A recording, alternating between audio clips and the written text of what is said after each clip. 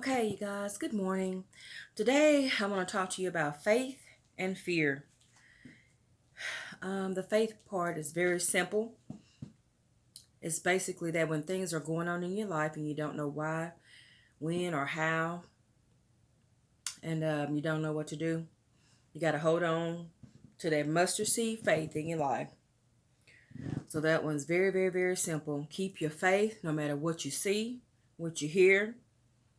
Keep your faith. Fear, right now, the fear is the coronavirus. And it has touched all of us.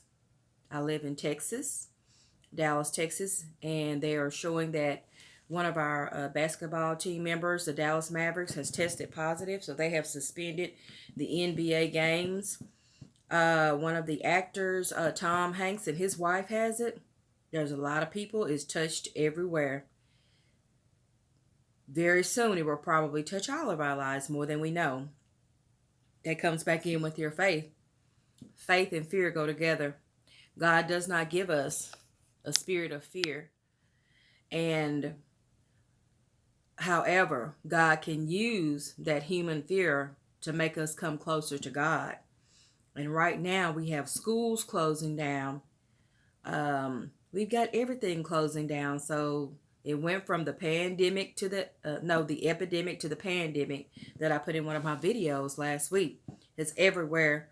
The coronavirus came out actually right before December, and they didn't know what it was. No, they did know what it was.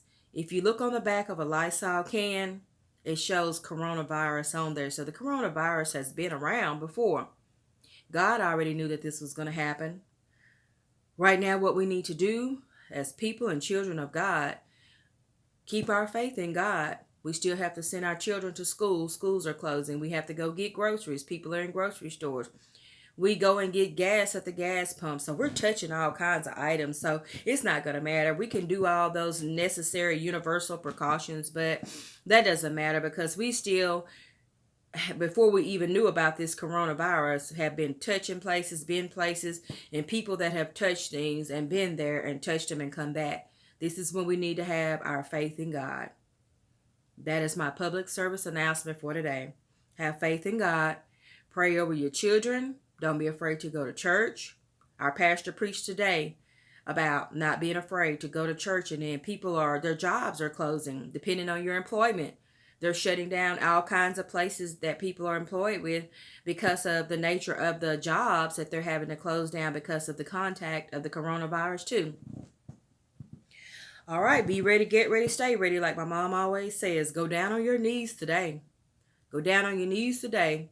Grab your husband's hand, your wife's hand, and your children's hand, your community's hand, your co-worker's hand, and just pray. We're going to be all right. And let's just see what the Lord going to do because the Lord already knew what he's going to do with it.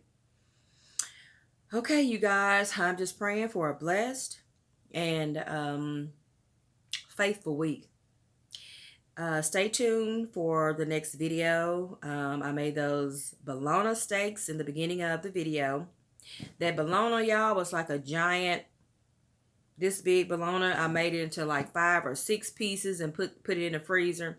And I'll be showing you some different ways that I use it, ranging from sub sandwiches to bologna salads to bologna and eggs and cheese omelets to bologna steaks. You'll see me using it in all different ways. And I got it because it was so cheap. And so I said, well, gosh, this is like $4 for this big old thing of bologna. Why don't I take that and just, do it in a lot of different, cook it in a lot of different ways. So you'll be seeing that. So look forward to the bologna steak mukbang from what I did this morning. All right, you guys, remain in faith. Do not have a spirit of fear, but be fearful of the Lord so that you will stay humble to the Lord because God loves those that is fearful of him. So be fearful of the Lord, not of the coronavirus or other pestilences that will come. All right, you guys, I hope you're having a wonderful, blessed day. Make it a great day. And like I always say, don't waste a second, a minute, or an hour of your day without telling, first of all, God that you love him, your family, your community. All right, make today a good day. Be blessed.